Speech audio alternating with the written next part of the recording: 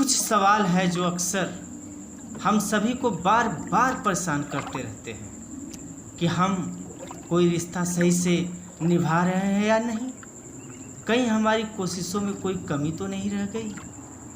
कहीं ऐसा तो नहीं कि हम अपने अहम की वजह से या हमारी किसी जिद की वजह से कुछ गलत हो रहे हैं। ऐसे बहुत से सवाल अक्सर हम सभी के मन में बार बार उठते हैं, परंतु जवाब कोई नहीं।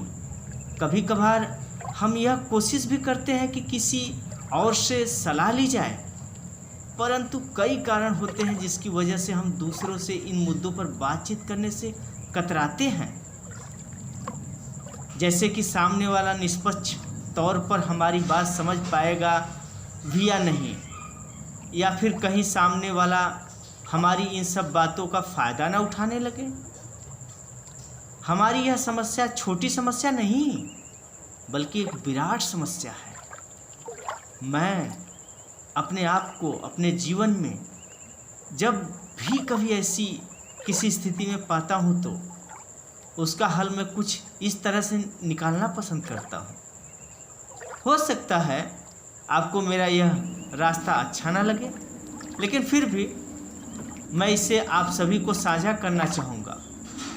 मैं जब भी खुद को ऐसी किसी स्थिति में पाता हूँ जो मैं उस पल यह मान लेता हूँ कि आज का दिन मेरी ज़िंदगी का या सामने वाले की ज़िंदगी का आखिरी दिन है, इसके बाद मैं उस रिश्ते में निभाई गई अपनी भूमिका को गहराई से देखता हूँ।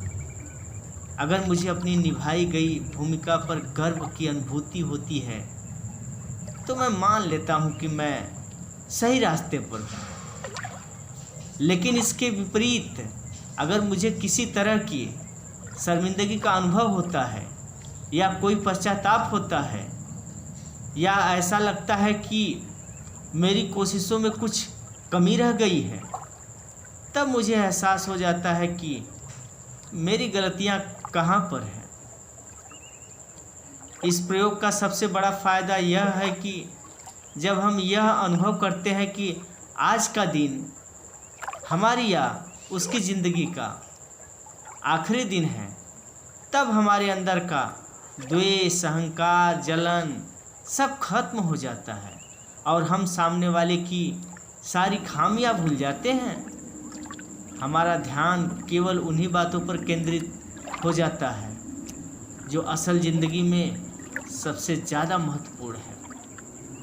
और यही वजह है कि हम रिश्तों को निष्पक्ष होकर देख पाते हैं।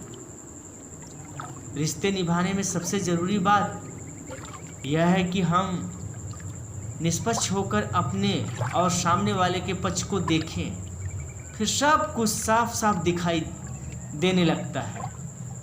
जब तक हमारी आंखों पर अहंकार, द्वेष या जलन की पट्टी बंधी होती है, तब तक हम साफ साफ नहीं देख पाते हैं। दुनिया का सबसे बड़ा न्यायाधीश भगवान ने हमारे अंदर ही छुपा कर रखा है।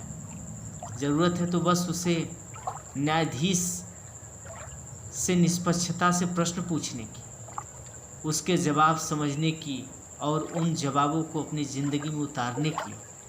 शायद इसी का नाम आत्ममंथन है। धन्यवाद दोस्तों। कहानी पसंद आए लाइक, सब्सक्राइब, शेयर, कमेंट जरूर करिएगा। आरजे साहिल आप सभी को दिल की गहराइयों से अलविदा कहता है। धन्यवाद।